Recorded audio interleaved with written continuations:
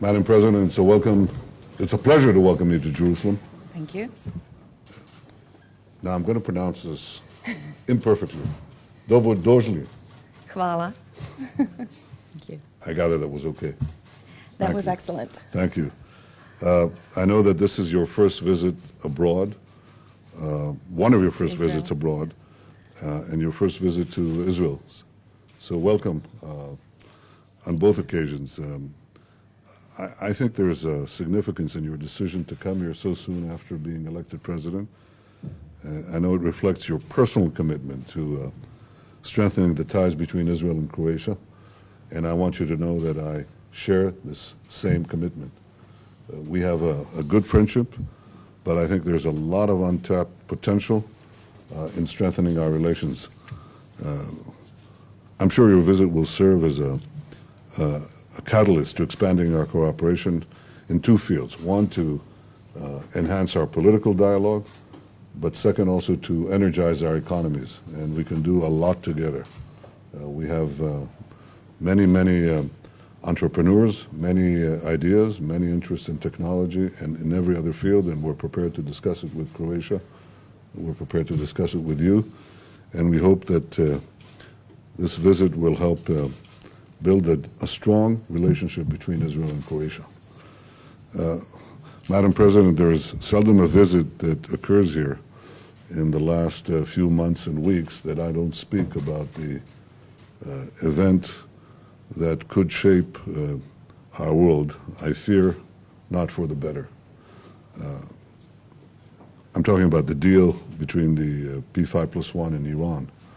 Now, we're told that the only alternative to this bad deal is war, but the very opposite is true. By strengthening the terrorist state of Iran, this deal makes war not less likely, but more likely. We're told that this agreement will prevent Iran from getting nuclear weapons. Well, that's exactly what was said about the deal with North Korea. And today, North Korea has about a dozen nuclear weapons, and it's on its way to get many more. This deal paves Iran's path to an entire nuclear arsenal within a decade or so. And because at that point, Iran will be free of any constraints of producing as many centrifuges as they want, and they can enrich as much uranium as they want. And this will pose a formidable threat to the peace of the world. I believe also that the expectation that Iran will become a military nuclear power will be enough in itself to spark a nuclear arms race in the Middle East, the most volatile region on earth. And how will that end? Second, with the almost immediate easing of sanctions, billions of dollars, $100 to $150 billion right away in the first year, but then hundreds of billions of dollars will flow into Iran's coffers. And that will fund Iran's terror machine and its war-making machine. That's more Iranian aggression in Iraq, in Syria, in Lebanon, in Libya, in Yemen, and elsewhere. That's more Iranian ballistic missiles. That's more terrorism from the Revolutionary Guard, Hezbollah, Hamas, and the Islamic Jihad. I believe a better deal is still possible. And in any case, no agreement is better than this bad agreement. And I repeat, this agreement doesn't prevent war. It will make war, even nuclear war, more likely. Iran's president called the Security Council's adoption of this deal an historic event. Well, he's right. It's a historic mistake.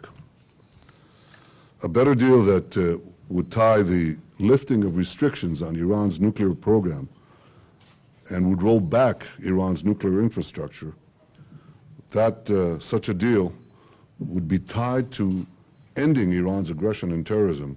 That's the real alternative. Madam President, I'm sure we have a lot more to discuss, but I want you to know that you are received here as a great friend.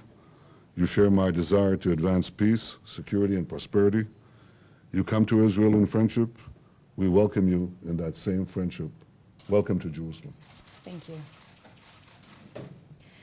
Thank you very much, Mr. Prime Minister, for the warm welcome here to Israel. Indeed, this is my first visit to Israel as President of Croatia and one of my first visits abroad. This morning, I was honored to be present at the official ceremony where our own Branko Lustig, the producer of the motion picture Schindler's List, dedicated and presented officially his Oscar, the statuette to Yad Vashem. Yad Vashem is a place of great feelings for me, and I had the honor to bow to the 6 million victims of the Shoah, of the Holocaust, but also to the righteous among the nations who were on the right side of the history and who were a light in those dark times, and 111 of whom come from Croatia, and I believe that a lot more will be also bestowed that title. We have a vibrant Jewish community in Croatia. They're not big, but they're very active. One of the oldest, as a matter of fact, the second oldest synagogue in Europe is in Dubrovnik. It still stands there. And I hope that our Jewish community will be another bridge with Israel in order to extend all sorts of cooperation between our two countries. As you rightly mentioned, Mr. Prime Minister, we need to do more in order to expand our relations. There are so many areas where we can cooperate, from security issues to energy, which is important for both countries, to the economy. And I see special opportunities in agriculture, in the energy sector, in high-tech industry, and in many other areas. We also share the Mediterranean coast, the coast of the Mediterranean, the responsibility for peace and security in the area. So I believe that we can and must do more in order to bring the two shores of the Mediterranean closer together. We share the same heritage, the same similarities. We have currently the same problems of dealing with security issues such as illegal migrations and ISIL and Daesh. But we also have opportunities ahead of us, especially economic cooperation, but also a more extensive cooperation in the fields of culture, in the field of science, scientific exchanges, and of course we certainly hope that more Israelis will come to Croatia as tourists. We would like to see an expansion of cooperation in tourism, and of course more Israeli investment in Croatia. And I have to say that one of the most significant investments in Croatia so far was Teva, that purchased Pliva, which is one of our best and foremost pharmaceutical companies and industries. Of course, we very much follow the peace process in the Middle East. I truly wish you peace and security. With respect to Iran, we fully support the use of nuclear energy in for peaceful purposes. Of course, we have to be very vigilant and cautious. We need strong implementation and verification measures, and we will be monitoring that very closely. With respect to the Middle East peace process, we support the efforts of the international community to reach lasting peace and security in your region as well. We support the efforts of the international community for the continuation of the Israeli-Palestinian dialogue, a two-state solution where Israel has the right to peace and security, and we believe that Palestine has the right to state and the quality of life. And in the end, Mr. Prime Minister, let me reassure you that in Croatia and in me personally, you have a strong friend, ally, in the European Union and in NATO and in global relations as well. That's much appreciated. Thank you. Thank you. Welcome. This is Theodore Herzl, who was Tsar George Washington.